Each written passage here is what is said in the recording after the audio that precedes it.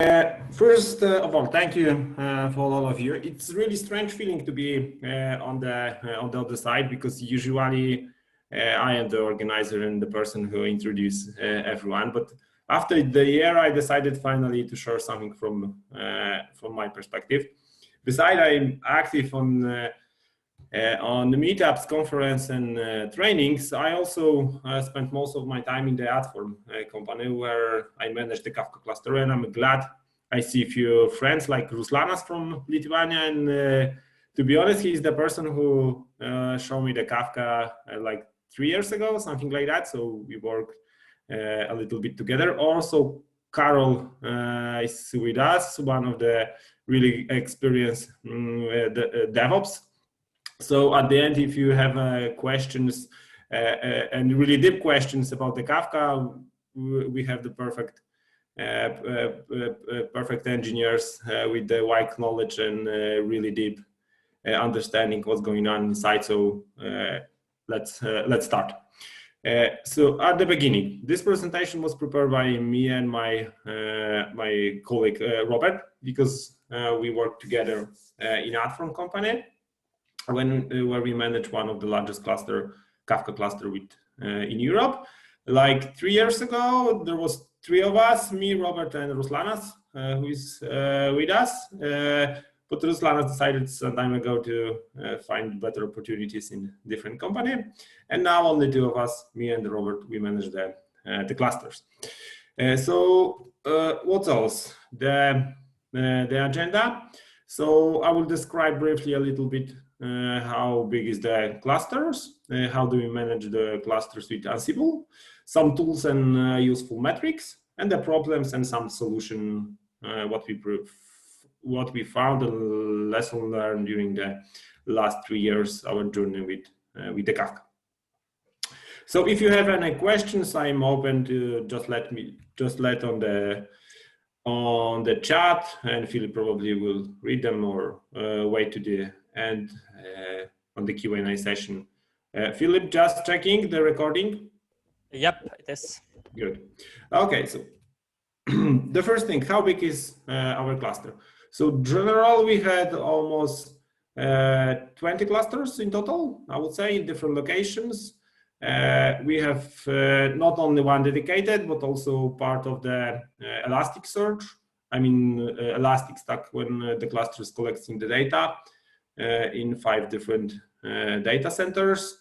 The dev environment, pre-production, and production. Also depends on the project. Some clusters are dedicated per project, so it's mixed completely. Some of the clusters are shared, we call it the transactional, and some is dedicated only for one project, so it depends. I would say it's also completely mixed by the environment. I mean, some of them are physical servers, some it's virtualization. So everything depends where and what is the project. But the biggest, the biggest cluster is 54 hardware nodes. So it's the biggest one. And total we have like around 100, even more right now.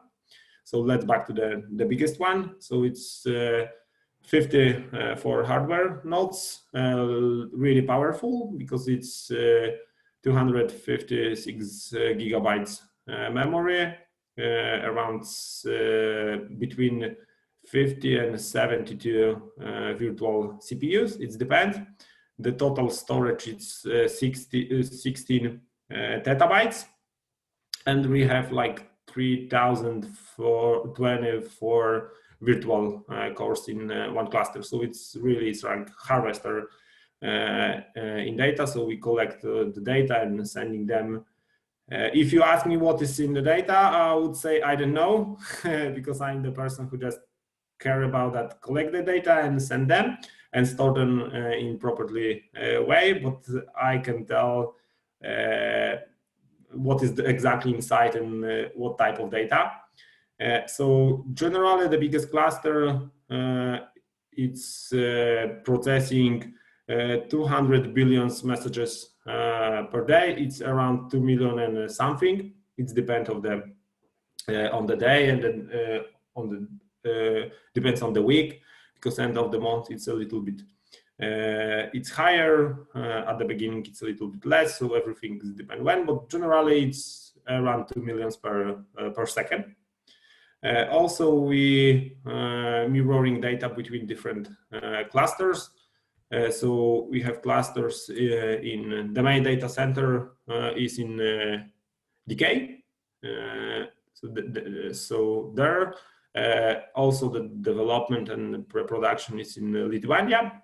Also, we have 2 clusters in the US, in New York and Los Angeles, and 2, I would say, proof of concept in China and Hong Kong. Pretty small one, I would say. But we have testing there.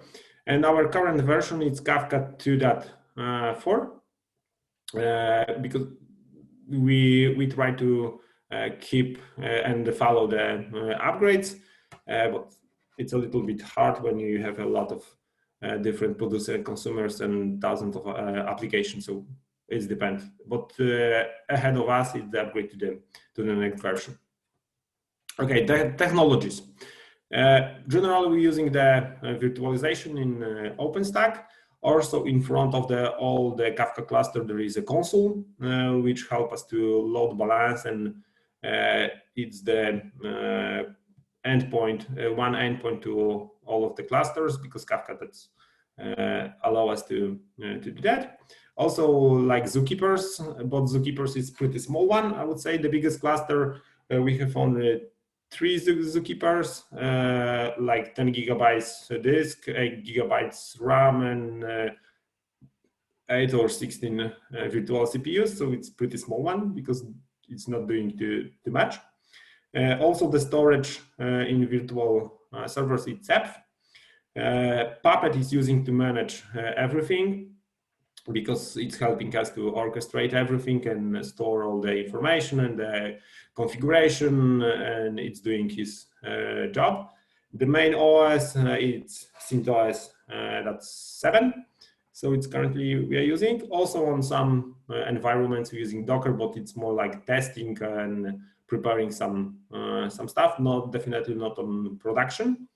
In last time we start using the Kafka HKQ. It's even hard to pronounce it for me. So it helps us to manage, and it's slowly replacing the Kafka Manager. I will describe it a little bit later. And we have also the drone to deployments and Helm and Kubernetes. We do not keep any Kafka nodes on Kubernetes. We use Kubernetes only to exporters or some manager stuff like Kafka managers or different UIs or something like that. But we do not keep the data there. Everything it's all the data it's on the physical servers or on the bare metal. It depends where, and it depends on the project. So the first thing and the first problem, how do we manage our clusters, was the upgrades. And probably if you ask Ruslanas how long it takes, he will answer that few days or something like that. But my colleague Robert is really good DevOps, and he prepared a Ansible playbook, which helping us to automate the upgrades. And it was upgrade times reduced from weeks to days. Because if you are familiar with Kafka, you know that to upgrade the node, you need to at least three restarts of the service, because that's the procedure. So we automate it, and it's fully automated. So you just run it on Tmux or screen, and it's running all the time. Of course, our producer and consumers received some errors, because during the restart is normal, but we do not lose any data. So everything is safe, is in place, but we just inform them before before the maintenance, that then some reconnections could happen.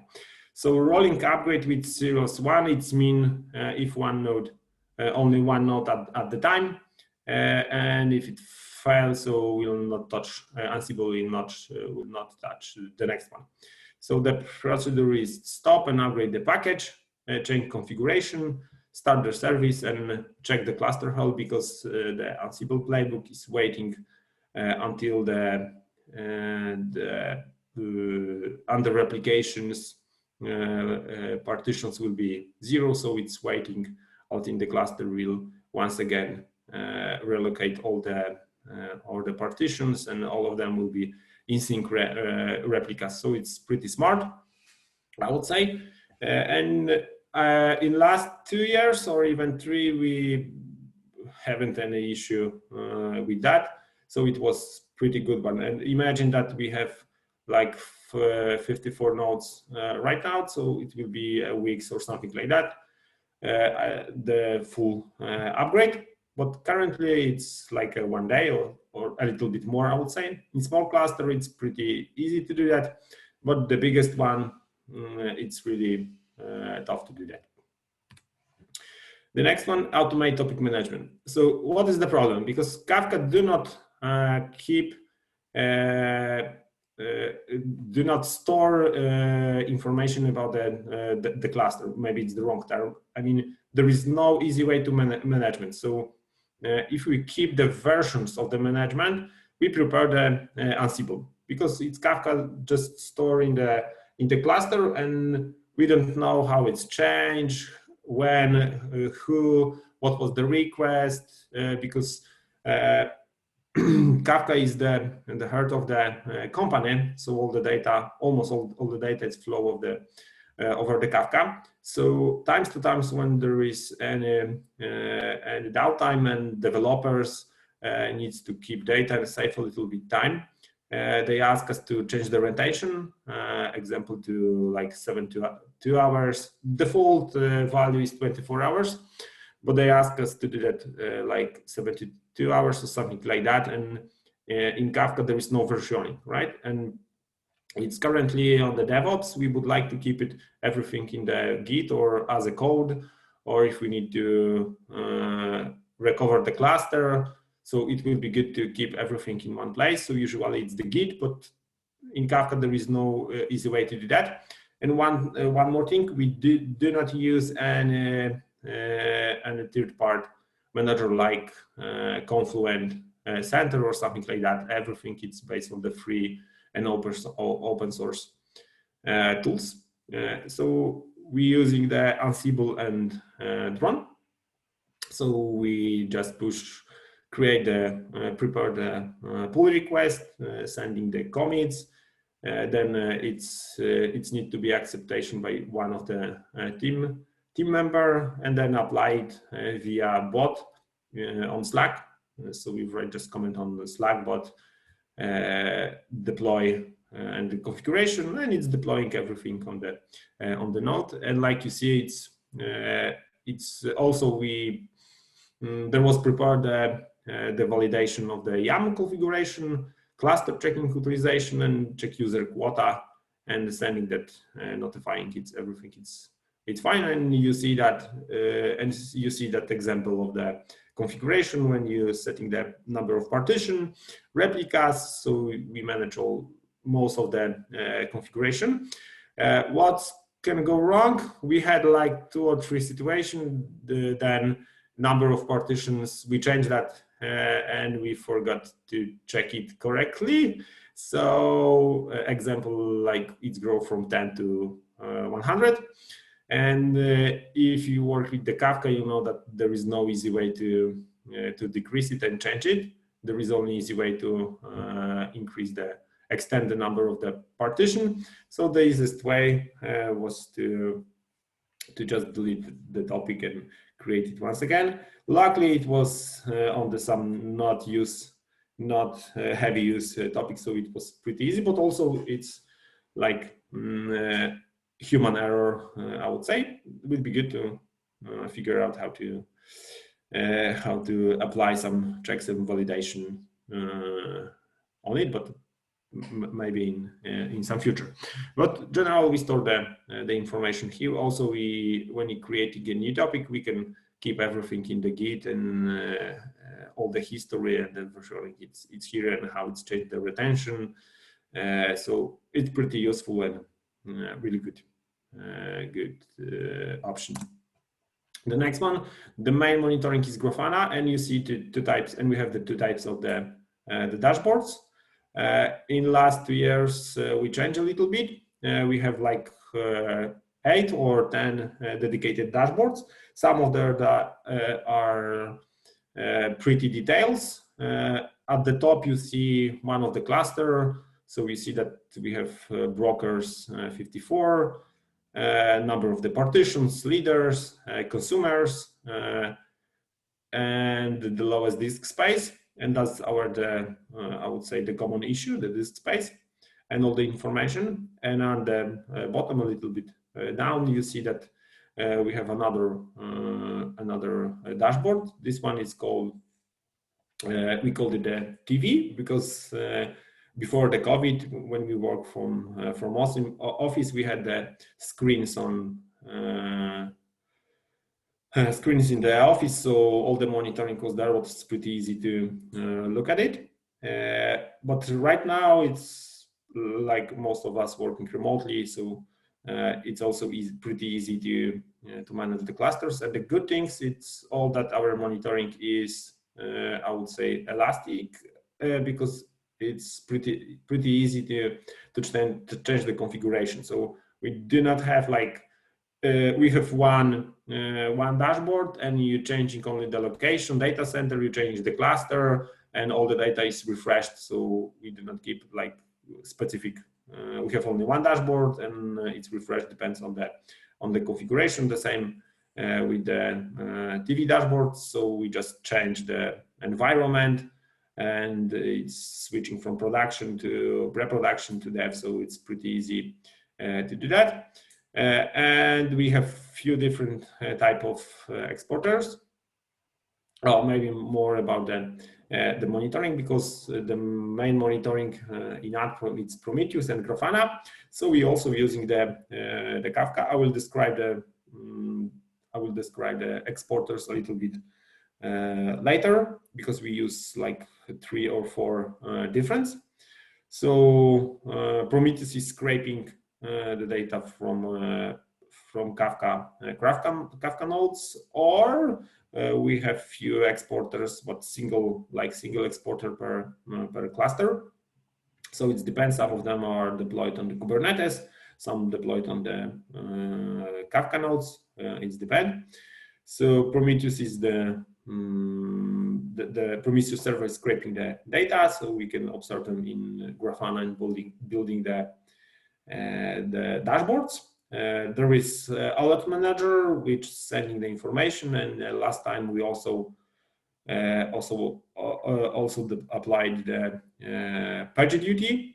Before it was VictorOps, but we had a bad experience with VictorOps, so we switched to the PagerDuty. It's pretty easy and nice tool. A little bit expensive, but it's completely fine. The good thing is that you can manage all the teams, you can use the application, the different levels of the notifications, the time frames, and all the stuff. So that's the good one.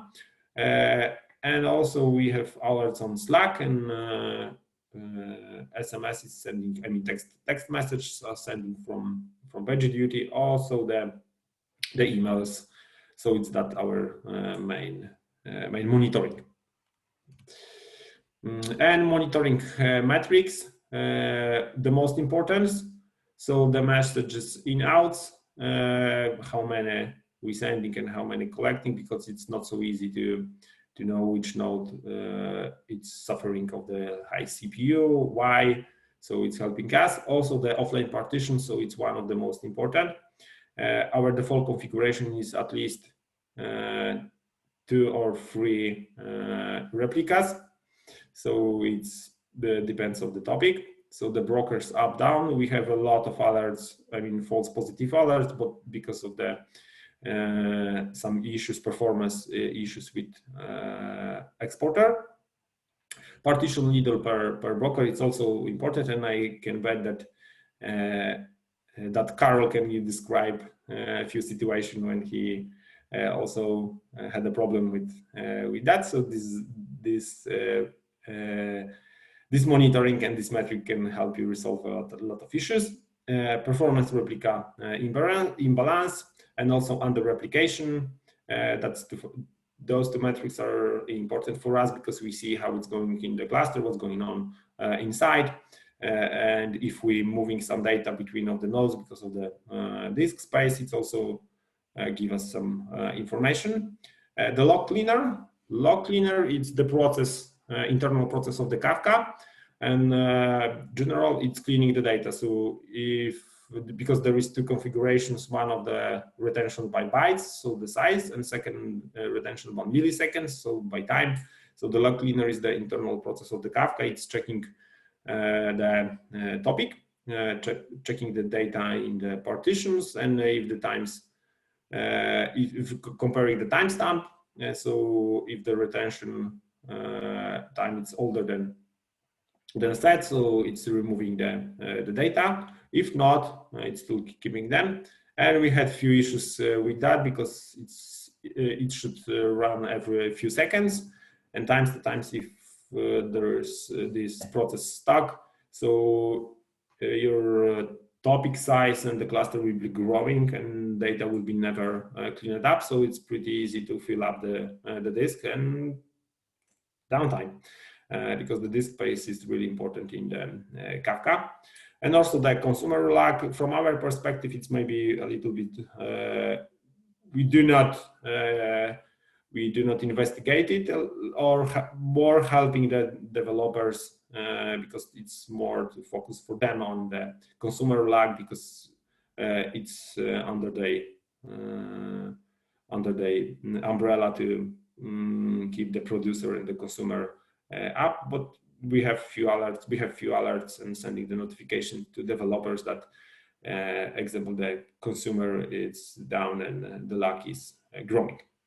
In Zookeeper, like I mentioned, we have only 3 Zookeepers in each cluster, so it's pretty small if you compare to the Kafka brokers. So it's the small one, only a few gigabytes and 10 gigabytes of the disk, so there is nothing important.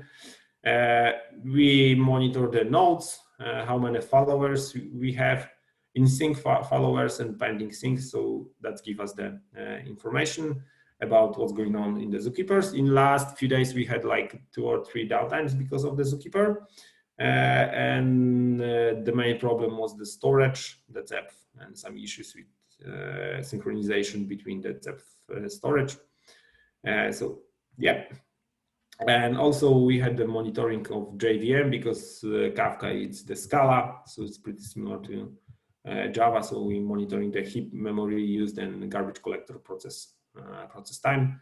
But to be honest, last in the 3 years, we barely use it because Kafka is managed like themselves, sending the most of the information, and do not investigate too much about the garbage collector and heap memory used. Maybe once or twice there was a out of memory. Yeah, I remember we had like 2 or 3 times because of one of the security team deployed a new application that should be it's like scanner, like virus scanner or something like that, and it's eating more utilize the most of the memory, so that the Kafka was down at this time.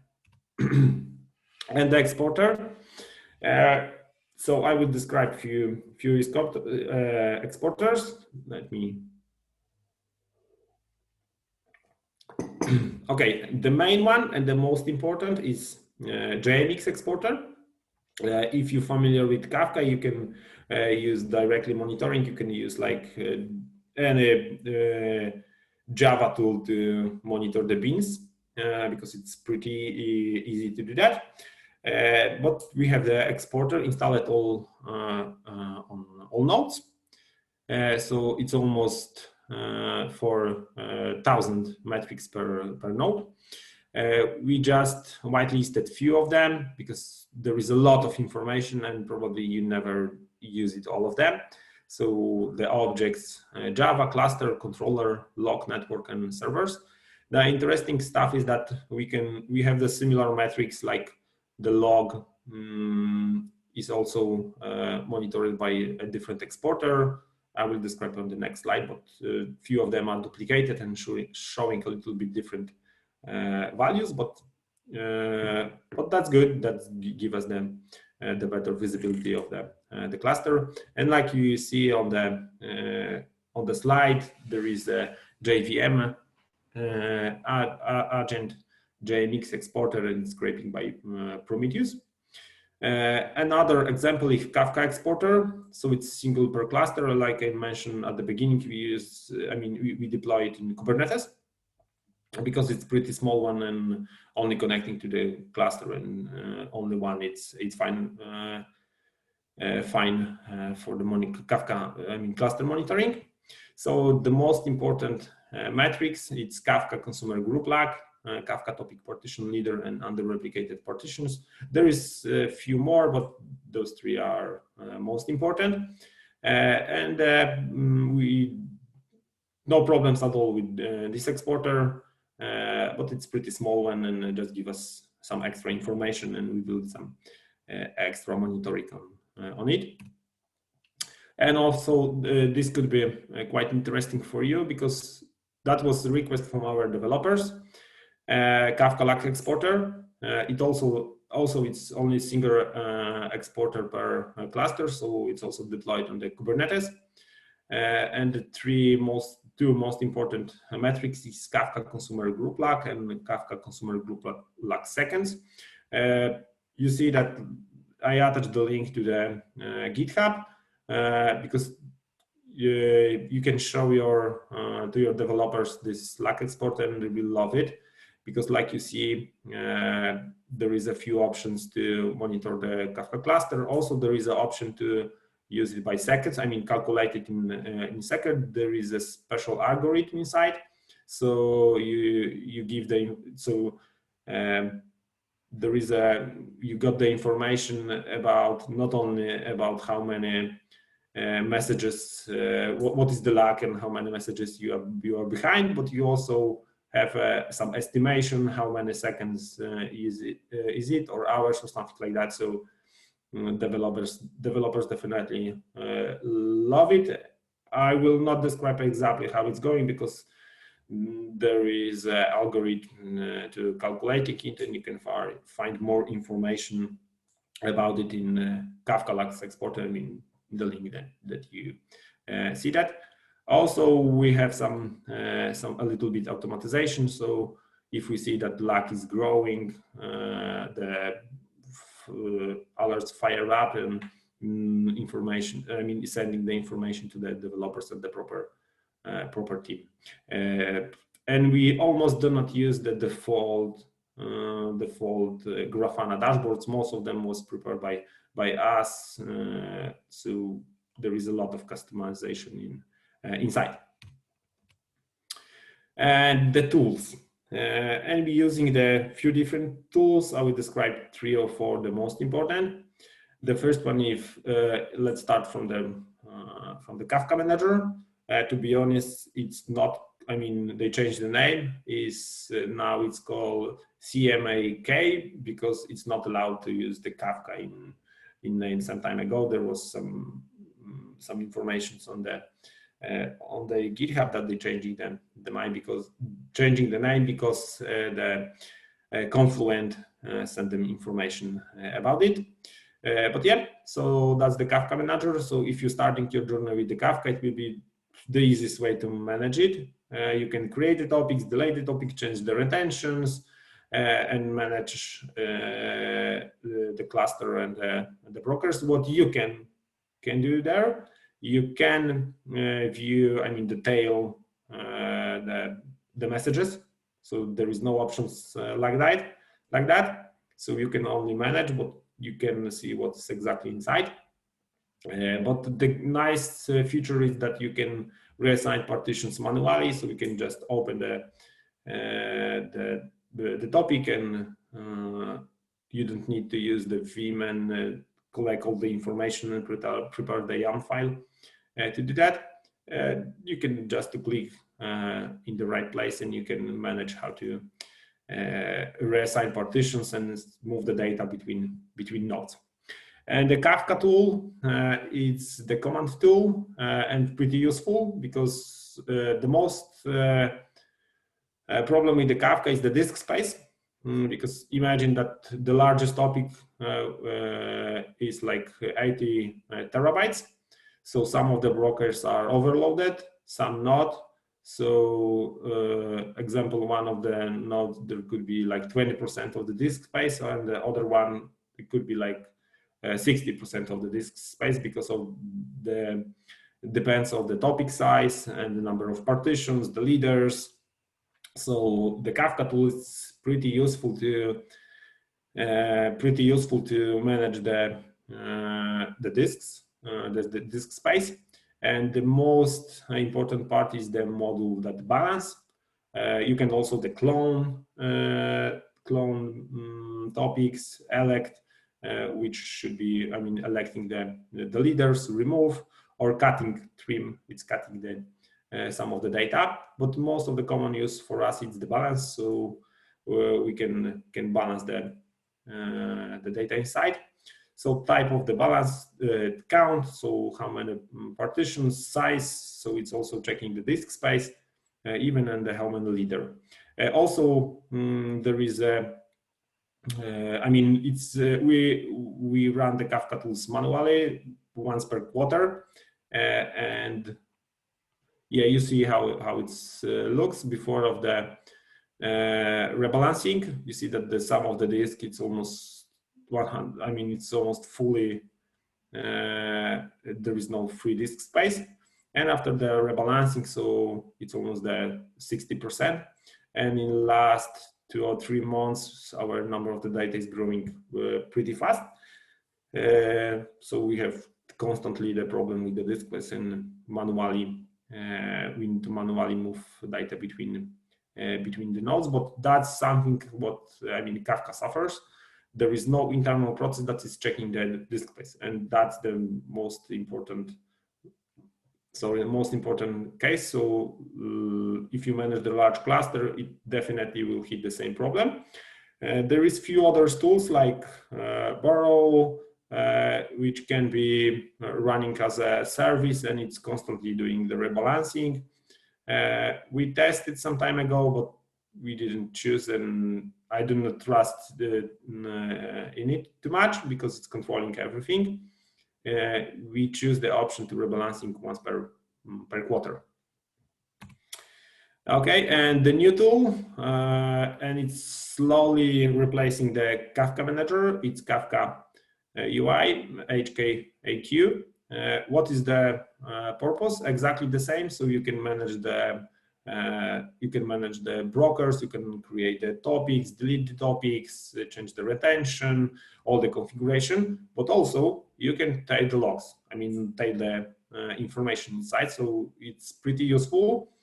So you just click, you see on the left, there is option like tab Lifetail.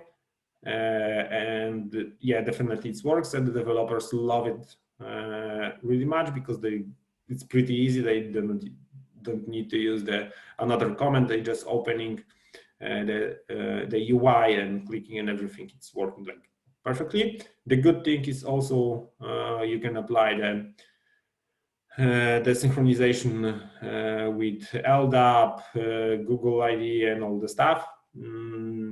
So Active Directory, so you can manage the groups, the privileges. You can define your own privileges or use few dedicated groups like read, write, admin, and a few others. So configuration is pretty strange, but after a few hours when you read the documentations, because it's changing in each version. So if you, example, in the last few days, I upgraded it from 0.16 to 0.17, and I need to change the few lines in the configuration. But it's pretty useful and really nice tool, what to know and what to apply, and it's free, of course. And another one, if you prefer old, I would say, Unix style and the commands from terminal. You can use the Kafka cat, also pretty good tool. Like I said, if you prefer that the terminal, it's better options. So you're adding the clusters, and you can easily manage them and checking what's going on inside and changing some configuration. Pretty useful tool. Okay, problems and solutions. So data rebalancing with offline partitions. The best options, it's also use the proper configurations of the replicas. At least in the replication factor, it should be 2, because there is two replicas. We using, for us, the default configuration is 3, because we have 3 different data centers, and you would like to keep all of them, I mean, data split between all of the data centers. So if you try to rebalance anything and you have their partitions with replication factor 1, it will be downtime for this this topic or partition. So definitely it's the problem, and the solution is to choose use the Zookeeper CLI and really Kafka controller once again, and a little bit more digging what's going on inside. So better keep your configuration properly and check times two times the configuration and number of the replicas, because it could hurt you really much. The next one is the wrong record timestamp. So in Kafka, everything is based on the timestamp. So if you're sending some message inside and it's landing in the Kafka, so there is a timestamp, and it depends on the configuration and retention. So it's the log cleaner, it's checking what is the timestamp, and if it's older than the value set in the retention milliseconds, so it's removing the data. But some of the developers can produce that messages from the future. So example, you produce message like 2 days ago, 1 day ago, and someone produced the message from future like 2 months in ahead.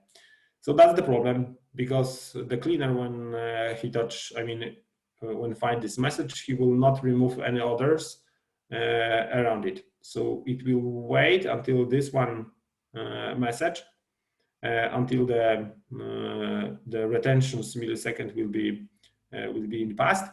So your topic will be growing, right? And also the number of the data and the disk space will be smaller, because it's growing and growing all the time. Even if the log cleaner is still running, but everything is fine, right? Log cleaner is checking the timestamp, but timestamp is in the future, so it's not touching the data at all. We saw a few situations like I described, and it was the huge problem. The quick resolution was change the retention by bytes. You can use both at the same time. So that was the quick solution. But in the long term, there is option in Kafka to set the log message timestamp difference max milliseconds. So it's checking what is the difference between right now, the time right now, and the timestamp in the message. And if the difference is bigger than you set, it's Kafka will drop that message and send the information about the error to producer. So it could save you a little bit as administrator or DevOps. It will save your cluster to send the wrong data inside. Another consumer group constant rebalancing. We had like few different situations when consumers was constantly rebalancing. It was special, in previous version when there was option on the stop the world in rebalancing, it was the huge problem. Now when it was changed in 2.3, I think, or 2.4 version, it's a little bit different. So the process rebalancing, internal process is a little bit different, so it's a little bit better managed, but also we have seen that situation. So what is going on? So when one consumer is joining to the group, and after a few seconds it's sending the timeout, or it's not responding on keep alive, so the group is rebalancing, and it's going on all the time. So everything depends on your configuration.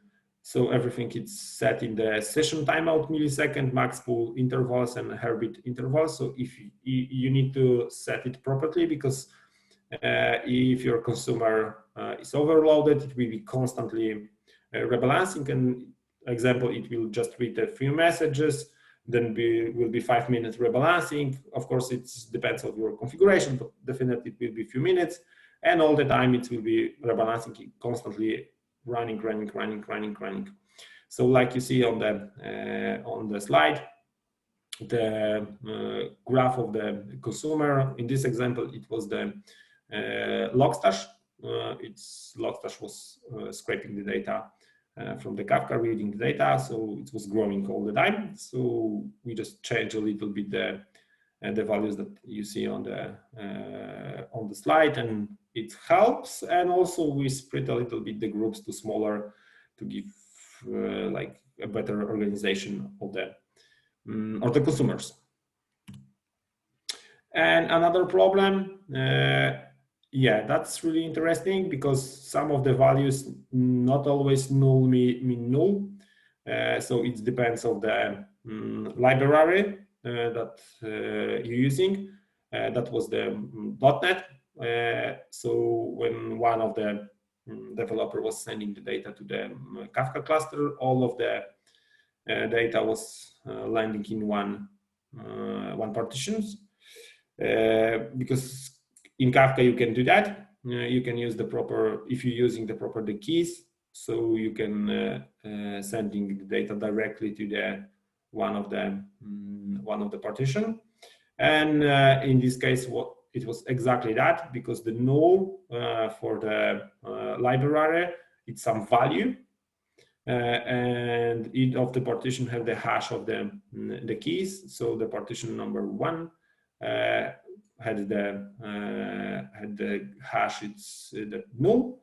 So the producer produce everything in, send all the messages to Kafka and keep the data inside. So that was the mystery. So when we change the null to the empty value, so everything was back to the proper configurations. So it's worth to know that what library you are using and what type of it is it. And the next one, I think that's all from my side. So the questions, time to questions. Great one. Okay, so for now I don't see any questions, so feel free to ask. I see there is. Does the upgrade has to be guarded by you or Robert for whole lifetime of the process? Okay, so that's my question about upgrading Kafka. So you told from weeks to day 1, 2. So do you have to administrate the process whole night and day by yourself or something like that? No, we just run it on Mux or screen and just running all the time. We do not usually check on the next day if it finished or not. If finished, it's also fine. If not, we try to resolve the issues, but usually it's like I would say it's just running and spinning up around all the time and restarting the services, Kafka services on the proper node. That's the important value. It's the serial one, because in one node failed, it's fine for us, we will survive it, but also the script is finished with the error, so it's fine. But no, I mean, we do not spend the whole night and sitting with laptop and checking what's going on. We just run it and yeah, that's it. And yeah, that's great. Yeah, that's why automation is so good. Okay, so I don't see any questions. So we'll wait 1 minute, and I think I have a question actually. Yeah. Good. Yeah, go on. Do you collecting logs? Do you tracking errors in logs? Maybe you have made that. You mean that the Elastic Stack, right? Yep. No, right now we don't use it because we produce 1,000 of them, I would say. So no, at this moment we do not use it. But in last few days we had like problems with few applications. That lag was growing, but like usually, and you know that from your experience, it's not the Kafka side. It's just the wrong, some default, not the non-default producer and consumer, and some magic inside, like taking the Kafka, like in Kafka streams, there was an application. This application was taking the timestamp from the message, create another message in the different topic.